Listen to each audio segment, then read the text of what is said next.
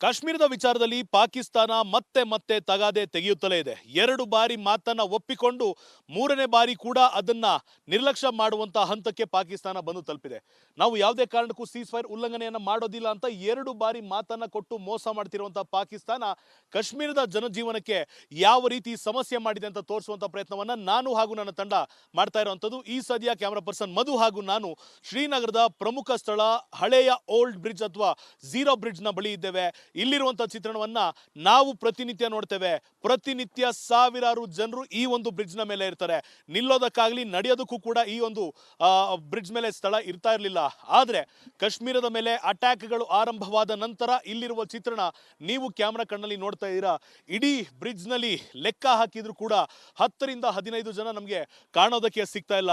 ನಮ್ಮ ಬ್ರಿಡ್ಜ್ ನ ಕೆಳಭಾಗದಲ್ಲಿ ಇರುವಂತ ನೀರಿನ ಪ್ರದೇಶ ಏನ್ ತೋರಿಸ್ತಾ ಇದೀವಿ, ಇಲ್ಲೂ ಕೂಡ ಪ್ರತಿನಿತ್ಯ ನೂರಾರು ಬೋಟ್ಗಳು ಸಂಚಾರ ಮಾಡ್ತಿತ್ತು. ಈಗ ಬೋಟ್ಗಳು ಕೂಡ ನಿಲ್ಲಿಸಲಾಗಿರುವಂತದ್ದು. ಯಾವಾಗ ವ್ಯಾಪಾರ ಶುರುವಾಗುತ್ತೆ, ಯಾವಾಗ ಜನಜೀವನ ಸರಿ ಹೋಗುತ್ತೆ, ಯಾವಾಗ ನಮ್ಮ ಜೀವನ ಶೈಲಿ ಸರಿ ಹೋಗುತ್ತೆ, ಯಾವಾಗ ನಾವು ನೆಮ್ಮದಿಯಿಂದ ಊಟ ಮಾಡಬಹುದು, ಯಾವತ್ತು ನಾವು ನಿರಾಳವಾಗಿ ಇರಬಹುದು, ನಮ್ಮ ಕಷ್ಟ ಬೇರೆಯ ಯಾವ ಜನರಿಗೂ ಅರ್ಥ ಆಗಲ್ಲ ಅಂತ ಇಲ್ಲಿನ ಜನ ಏನ್ ಹೇಳ್ತಾರೆ. ಒಂದೆರಡು ದಿನಗಳ ಕಾಲ ಇಲ್ಲಿ ನಾವಿದ್ದಾಗ ಖಂಡಿತವಾಗಿಯೂ ಇವರ ಕಷ್ಟ ಭಾರತದ ಯಾವ ವ್ಯಕ್ತಿಗೂ ಅರ್ಥ ಆಗಲ್ಲ ಅನ್ನೋದು ಮಾತ್ರ ಅಷ್ಟೇ ಸತ್ಯ ಅಂತ ಅನ್ನಿಸತೊಡಗಿತ್ತು. ಸದ್ಯದ ಮಟ್ಟಿಗೆ ಕಾಶ್ಮೀರದಲ್ಲಿ ಚಿತ್ರಣ ಬದಲಾಗುವಂತ ಯಾವುದೇ ಮುನ್ಸೂಚನೆ ಕಂಡು ಬರ್ತಿಲ್ಲ. ಮೂರನೇ ಬಾರಿಗೂ ಕೂಡ ಪಾಕಿಸ್ತಾನ ಏನಾದರೂ ಗಡಿರೇಖೆ ನಿಯಂತ್ರಣದಲ್ಲಿ ತನ್ನ ಸೀಸ್ ಫೈರ್ ಉಲ್ಲಂಘನೆಯನ್ನ ಮಾಡಿದ್ದೆ ಆದ್ರೆ ಭಾರತ ತೆಗೆದುಕೊಳ್ಳುವ ಪ್ರತಿರೂಪ ಯಾವ ಪ್ರತಿದಾಳಿ ಯಾವ ರೀತಿ ಇರುತ್ತೆ ಅಂತ ಯಾರಿಗೂ ಗೊತ್ತಿಲ್ಲ. ಆದ್ರೆ ಇಲ್ಲಿರುವಂತ ಜನ, ನಗರದಲ್ಲಿ ಇದ್ದಂತ ಜನ ಕೂಡ ಈಗ ಸೇಫ್ ಆಗಿ ಹೊರ ಹೋಗ್ಬೇಕು ಅಂತ ಬೇರೆ ಬೇರೆ ಜಿಲ್ಲೆಗಳಿಗೆ, ಬೇರೆ ಬೇರೆ ರಾಜ್ಯಗಳಿಗೆ, ಕಾಶ್ಮೀರವನ್ನ ಹೊರತುಪಡಿಸಿ ಬೇರೆ ರಾಜ್ಯಕ್ಕೆ ನಾವು ಹೋಗ್ತೇವೆ ಅಂತ ಈಗ ಕಾಲ್ ಕಿತ್ತಿರುವಂತದ್ದು. ಗಡಿಯಲ್ಲಿರುವಂತ ಜನರು ಶ್ರೀನಗರಕ್ಕೆ ಆಶ್ರಯ ಪಡೆಯೋದಕ್ಕೆ ಬರ್ತಿದ್ರು. ಆದ್ರೆ ಇದೇ ಮೊದಲನೇ ಬಾರಿಗೆ ಕಳೆದ 70 ವರ್ಷಗಳಲ್ಲಿ ಶ್ರೀನಗರದಲ್ಲಿ ಇರುವಂತ ಜನ ಈ ಶ್ರೀನಗರದ ಸಹವಾಸವೇ ಬೇಡ ಅಂತ ಈ ಊರನ್ನ ಖಾಲಿ ಮಾಡಿ ಬೇರೆ ಕಡೆಗೆ ಹೋಗುವಂತ ಅನಿವಾರ್ಯತೆಯ ಪರಿಸ್ಥಿತಿ ಈಗ ಬಂದಿರುವಂತದ್ದು. ಮುಂದಿನ ಭಾಗದಲ್ಲಿ ಕಾಶ್ಮೀರದ ಬೇರೆ ಬೇರೆ ರಸ್ತೆಗಳು, ಬೇರೆ ಬೇರೆ ಜಾಗಗಳು ಯಾವ ರೀತಿ ಇದೆ, ಟೂರಿಸ್ಟ್ ಸ್ಪಾಟ್ಗಳು ಯಾವ ರೀತಿ ಇದೆ, ಅಲ್ಲಿನ ಸಮಸ್ಯೆಗಳನ್ನು ತೋರಿಸ್ತೀವಿ. ಅಲ್ಲಿವರೆಗೂ ನೋಡ್ತಾ ಇರಿ ರಿಪಬ್ಲಿಕ್ ಕನ್ನಡ.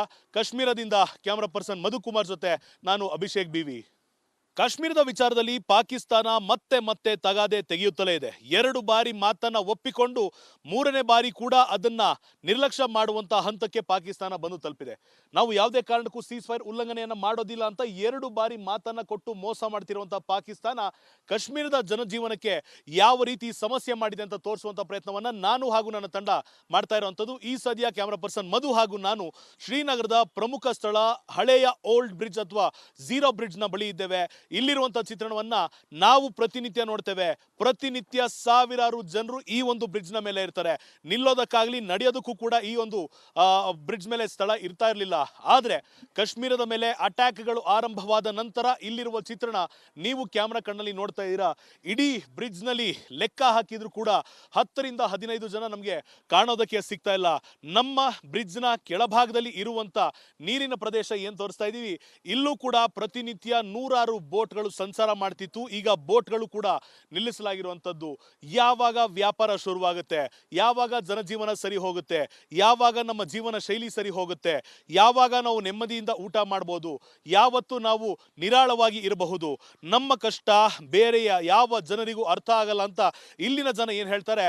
ಒಂದೆರಡು ದಿನಗಳ ಕಾಲ ಇಲ್ಲಿ ನಾವಿದ್ದಾಗ ಖಂಡಿತವಾಗಿಯೂ ಇವರ ಕಷ್ಟ ಭಾರತದ ಯಾವ ವ್ಯಕ್ತಿಗೂ ಅರ್ಥ ಆಗಲ್ಲ ಅನ್ನೋದು ಮಾತ್ರ ಅಷ್ಟೇ ಸತ್ಯ ಅಂತ ಅನ್ನಿಸತೊಡಗಿತ್ತು.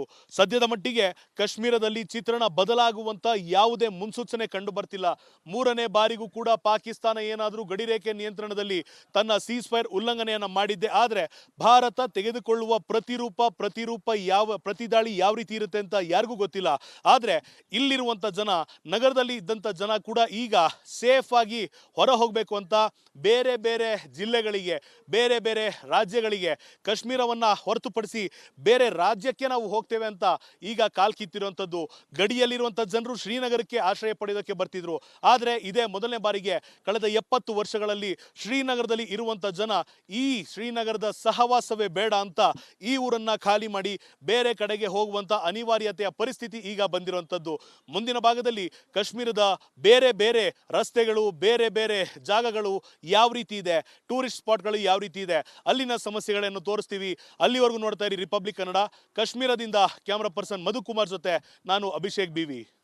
ಕಾಶ್ಮೀರದ ವಿಚಾರದಲ್ಲಿ ಪಾಕಿಸ್ತಾನ ಮತ್ತೆ ಮತ್ತೆ ತಗಾದೆ ತೆಗೆಯುತ್ತಲೇ ಇದೆ. 2 ಬಾರಿ ಮಾತನ್ನ ಒಪ್ಪಿಕೊಂಡು 3ನೇ ಬಾರಿ ಕೂಡ ಅದನ್ನ ನಿರ್ಲಕ್ಷ್ಯ ಮಾಡುವಂತ ಹಂತಕ್ಕೆ ಪಾಕಿಸ್ತಾನ ಬಂದು ತಲುಪಿದೆ.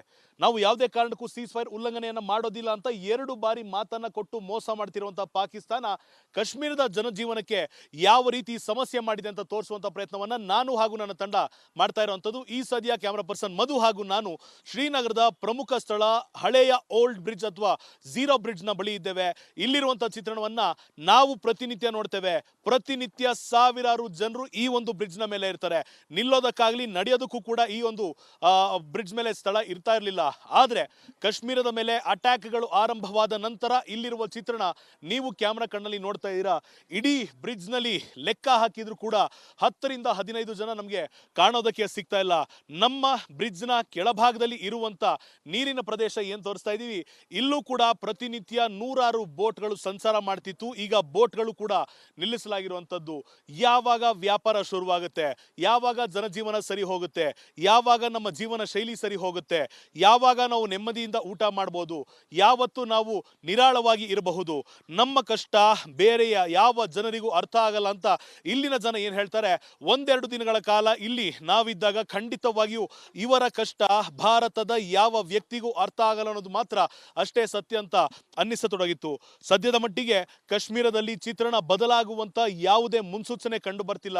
3ನೇ ಬಾರಿಗೂ ಕೂಡ ಪಾಕಿಸ್ತಾನ ಏನಾದರೂ ಗಡಿರೇಖೆ ನಿಯಂತ್ರಣದಲ್ಲಿ ತನ್ನ ಸೀಸ್ ಫೈರ್ ಉಲ್ಲಂಘನೆಯನ್ನ ಮಾಡಿದ್ದೆ ಆದ್ರೆ ಭಾರತ ತೆಗೆದುಕೊಳ್ಳುವ ಪ್ರತಿದಾಳಿ ಯಾವ ರೀತಿ ಇರುತ್ತೆ ಅಂತ ಯಾರಿಗೂ ಗೊತ್ತಿಲ್ಲ. ಆದ್ರೆ ಇಲ್ಲಿರುವಂತ ಜನ, ನಗರದಲ್ಲಿ ಇದ್ದಂತ ಜನ ಕೂಡ ಈಗ ಸೇಫ್ ಆಗಿ ಹೊರ ಹೋಗ್ಬೇಕು ಅಂತ ಬೇರೆ ಬೇರೆ ಜಿಲ್ಲೆಗಳಿಗೆ, ಬೇರೆ ಬೇರೆ ರಾಜ್ಯಗಳಿಗೆ, ಕಾಶ್ಮೀರವನ್ನ ಹೊರತುಪಡಿಸಿ ಬೇರೆ ರಾಜ್ಯಕ್ಕೆ ನಾವು ಹೋಗ್ತೇವೆ ಅಂತ ಈಗ ಕಾಲ್ ಕಿತ್ತಿರುವಂತದ್ದು. ಗಡಿಯಲ್ಲಿರುವಂತ ಜನರು ಶ್ರೀನಗರಕ್ಕೆ ಆಶ್ರಯ ಪಡೆಯೋದಕ್ಕೆ ಬರ್ತಿದ್ರು. ಆದ್ರೆ ಇದೇ ಮೊದಲನೇ ಬಾರಿಗೆ ಕಳೆದ 70 ವರ್ಷಗಳಲ್ಲಿ ಶ್ರೀನಗರದಲ್ಲಿ ಇರುವಂತ ಜನ ಈ ಶ್ರೀನಗರದ ಸಹವಾಸವೇ ಬೇಡ ಅಂತ ಈ ಊರನ್ನ ಖಾಲಿ ಮಾಡಿ ಬೇರೆ ಕಡೆಗೆ ಹೋಗುವಂತ ಅನಿವಾರ್ಯತೆಯ ಪರಿಸ್ಥಿತಿ ಈಗ ಬಂದಿರುವಂತದ್ದು. ಮುಂದಿನ ಭಾಗದಲ್ಲಿ ಕಾಶ್ಮೀರದ ಬೇರೆ ಬೇರೆ ರಸ್ತೆಗಳು, ಬೇರೆ ಬೇರೆ ಜಾಗಗಳು ಯಾವ ರೀತಿ ಇದೆ, ಟೂರಿಸ್ಟ್ ಸ್ಪಾಟ್ಗಳು ಯಾವ ರೀತಿ ಇದೆ, ಅಲ್ಲಿನ ಸಮಸ್ಯೆಗಳನ್ನು ತೋರಿಸ್ತೀವಿ. ಅಲ್ಲಿವರೆಗೂ ನೋಡ್ತಾ ಇರಿ ರಿಪಬ್ಲಿಕ್ ಕನ್ನಡ. ಕಾಶ್ಮೀರದಿಂದ ಕ್ಯಾಮರಾ ಪರ್ಸನ್ ಮಧುಕುಮಾರ್ ಜೊತೆ ನಾನು ಅಭಿಷೇಕ್ ಬಿವಿ. ಕಾಶ್ಮೀರದ ವಿಚಾರದಲ್ಲಿ ಪಾಕಿಸ್ತಾನ ಮತ್ತೆ ಮತ್ತೆ ತಗಾದೆ ತೆಗೆಯುತ್ತಲೇ ಇದೆ. 2 ಬಾರಿ ಮಾತನ್ನ ಒಪ್ಪಿಕೊಂಡು 3ನೇ ಬಾರಿ ಕೂಡ ಅದನ್ನ ನಿರ್ಲಕ್ಷ್ಯ ಮಾಡುವಂತ ಹಂತಕ್ಕೆ ಪಾಕಿಸ್ತಾನ ಬಂದು ತಲುಪಿದೆ. ನಾವು ಯಾವುದೇ ಕಾರಣಕ್ಕೂ ಸೀಸ್ ಫೈರ್ ಉಲ್ಲಂಘನೆಯನ್ನ ಮಾಡೋದಿಲ್ಲ ಅಂತ 2 ಬಾರಿ ಮಾತನ್ನ ಕೊಟ್ಟು ಮೋಸ ಮಾಡ್ತಿರುವಂತಹ ಪಾಕಿಸ್ತಾನ ಕಾಶ್ಮೀರದ ಜನಜೀವನಕ್ಕೆ ಯಾವ ರೀತಿ ಸಮಸ್ಯೆ ಮಾಡಿದೆ ಅಂತ ತೋರಿಸುವಂತ ಪ್ರಯತ್ನವನ್ನ ನಾನು ಹಾಗೂ ನನ್ನ ತಂಡ ಮಾಡ್ತಾ ಇರುವಂತದ್ದು. ಈ ಸದ್ಯ ಕ್ಯಾಮರಾ ಪರ್ಸನ್ ಮಧು ಹಾಗೂ ನಾನು ಶ್ರೀನಗರದ ಪ್ರಮುಖ ಸ್ಥಳ ಹಳೆಯ ಓಲ್ಡ್ ಬ್ರಿಡ್ಜ್ ಅಥವಾ ಝೀರೋ ಬ್ರಿಡ್ಜ್ ನ ಬಳಿ ಇದ್ದೇವೆ. ಇಲ್ಲಿರುವಂತಹ ಚಿತ್ರಣವನ್ನ ನಾವು ಪ್ರತಿನಿತ್ಯ ನೋಡ್ತೇವೆ. ಪ್ರತಿನಿತ್ಯ ಸಾವಿರಾರು ಜನರು ಈ ಒಂದು ಬ್ರಿಡ್ಜ್ ನ ಮೇಲೆ ಇರ್ತಾರೆ. ನಿಲ್ಲೋದಕ್ಕಾಗ್ಲಿ ನಡೆಯೋದಕ್ಕೂ ಕೂಡ ಈ ಒಂದು ಬ್ರಿಡ್ಜ್ ಮೇಲೆ ಸ್ಥಳ ಇರ್ತಾ ಇರಲಿಲ್ಲ. ಆದ್ರೆ ಕಾಶ್ಮೀರದ ಮೇಲೆ ಅಟ್ಯಾಕ್ಗಳು ಆರಂಭವಾದ ನಂತರ ಇಲ್ಲಿರುವ ಚಿತ್ರಣ ನೀವು ಕ್ಯಾಮ್ರಾ ಕಣ್ಣಲ್ಲಿ ನೋಡ್ತಾ ಇದ್ದೀರಾ. ಇಡೀ ಬ್ರಿಡ್ಜ್ ನಲ್ಲಿ ಲೆಕ್ಕ ಹಾಕಿದ್ರು ಕೂಡ 10 ರಿಂದ 15 ಜನ ನಮಗೆ ಕಾಣೋದಕ್ಕೆ ಸಿಗ್ತಾ ಇಲ್ಲ. ನಮ್ಮ ಬ್ರಿಡ್ಜ್ ನ ಕೆಳಭಾಗದಲ್ಲಿ ಇರುವಂತ ನೀರಿನ ಪ್ರದೇಶ ಏನ್ ತೋರಿಸ್ತಾ ಇದೀವಿ, ಇಲ್ಲೂ ಕೂಡ ಪ್ರತಿನಿತ್ಯ ನೂರಾರು ಬೋಟ್ಗಳು ಸಂಚಾರ ಮಾಡ್ತಿತ್ತು. ಈಗ ಬೋಟ್ಗಳು ಕೂಡ ನಿಲ್ಲಿಸಲಾಗಿರುವಂತದ್ದು. ಯಾವಾಗ ವ್ಯಾಪಾರ ಶುರುವಾಗುತ್ತೆ, ಯಾವಾಗ ಜನಜೀವನ ಸರಿ ಹೋಗುತ್ತೆ, ಯಾವಾಗ ನಮ್ಮ ಜೀವನ ಶೈಲಿ ಸರಿ ಹೋಗುತ್ತೆ, ಯಾವಾಗ ನಾವು ನೆಮ್ಮದಿಯಿಂದ ಊಟ ಮಾಡಬಹುದು, ಯಾವತ್ತು ನಾವು ನಿರಾಳವಾಗಿ ಇರಬಹುದು, ನಮ್ಮ ಕಷ್ಟ ಬೇರೆಯ ಯಾವ ಜನರಿಗೂ ಅರ್ಥ ಆಗಲ್ಲ ಅಂತ ಇಲ್ಲಿನ ಜನ ಏನ್ ಹೇಳ್ತಾರೆ, 1-2 ದಿನಗಳ ಕಾಲ ಇಲ್ಲಿ ನಾವಿದ್ದಾಗ ಖಂಡಿತವಾಗಿಯೂ ಇವರ ಕಷ್ಟ ಭಾರತದ ಯಾವ ವ್ಯಕ್ತಿಗೂ ಅರ್ಥ ಆಗಲ್ಲ ಅನ್ನೋದು ಮಾತ್ರ ಅಷ್ಟೇ ಸತ್ಯ ಅಂತ ಅನ್ನಿಸತೊಡಗಿತ್ತು. ಸದ್ಯದ ಮಟ್ಟಿಗೆ ಕಾಶ್ಮೀರದಲ್ಲಿ ಚಿತ್ರಣ ಬದಲಾಗುವಂತ ಯಾವುದೇ ಮುನ್ಸೂಚನೆ ಕಂಡು ಬರ್ತಿಲ್ಲ. ಮೂರನೇ ಬಾರಿಗೂ ಕೂಡ ಪಾಕಿಸ್ತಾನ ಏನಾದರೂ ಗಡಿರೇಖೆ ನಿಯಂತ್ರಣದಲ್ಲಿ ತನ್ನ ಸೀಸ್ ಫೈರ್ ಉಲ್ಲಂಘನೆಯನ್ನ ಮಾಡಿದ್ದೆ ಆದ್ರೆ ಭಾರತ ತೆಗೆದುಕೊಳ್ಳುವ ಪ್ರತಿದಾಳಿ ಯಾವ ರೀತಿ ಇರುತ್ತೆ ಅಂತ ಯಾರಿಗೂ ಗೊತ್ತಿಲ್ಲ. ಆದ್ರೆ ಇಲ್ಲಿರುವಂತ ಜನ, ನಗರದಲ್ಲಿ ಇದ್ದಂತ ಜನ ಕೂಡ ಈಗ ಸೇಫ್ ಆಗಿ ಹೊರ ಹೋಗ್ಬೇಕು ಅಂತ ಬೇರೆ ಬೇರೆ ಜಿಲ್ಲೆಗಳಿಗೆ, ಬೇರೆ ಬೇರೆ ರಾಜ್ಯಗಳಿಗೆ, ಕಾಶ್ಮೀರವನ್ನ ಹೊರತುಪಡಿಸಿ ಬೇರೆ ರಾಜ್ಯಕ್ಕೆ ನಾವು ಹೋಗ್ತೇವೆ ಅಂತ ಈಗ ಕಾಲ್ ಕಿತ್ತಿರುವಂತದ್ದು. ಗಡಿಯಲ್ಲಿರುವಂತ ಜನರು ಶ್ರೀನಗರಕ್ಕೆ ಆಶ್ರಯ ಪಡೆಯೋದಕ್ಕೆ ಬರ್ತಿದ್ರು. ಆದ್ರೆ ಇದೇ ಮೊದಲನೇ ಬಾರಿಗೆ ಕಳೆದ 70 ವರ್ಷಗಳಲ್ಲಿ ಶ್ರೀನಗರದಲ್ಲಿ ಇರುವಂತ ಜನ ಈ ಶ್ರೀನಗರದ ಸಹವಾಸವೇ ಬೇಡ ಅಂತ ಈ ಊರನ್ನ ಖಾಲಿ ಮಾಡಿ ಬೇರೆ ಕಡೆಗೆ ಹೋಗುವಂತ ಅನಿವಾರ್ಯತೆಯ ಪರಿಸ್ಥಿತಿ ಈಗ ಬಂದಿರುವಂತದ್ದು. ಮುಂದಿನ ಭಾಗದಲ್ಲಿ ಕಾಶ್ಮೀರದ ಬೇರೆ ಬೇರೆ ರಸ್ತೆಗಳು, ಬೇರೆ ಬೇರೆ ಜಾಗಗಳು ಯಾವ ರೀತಿ ಇದೆ, ಟೂರಿಸ್ಟ್ ಸ್ಪಾಟ್ಗಳು ಯಾವ ರೀತಿ ಇದೆ, ಅಲ್ಲಿನ ಸಮಸ್ಯೆಗಳನ್ನು ತೋರಿಸ್ತೀವಿ. ಅಲ್ಲಿವರೆಗೂ ನೋಡ್ತಾ ಇರಿ ರಿಪಬ್ಲಿಕ್ ಕನ್ನಡ. ಕಾಶ್ಮೀರದಿಂದ ಕ್ಯಾಮರಾ ಪರ್ಸನ್ ಮಧುಕುಮಾರ್ ಜೊತೆ ನಾನು ಅಭಿಷೇಕ್ ಬಿವಿ.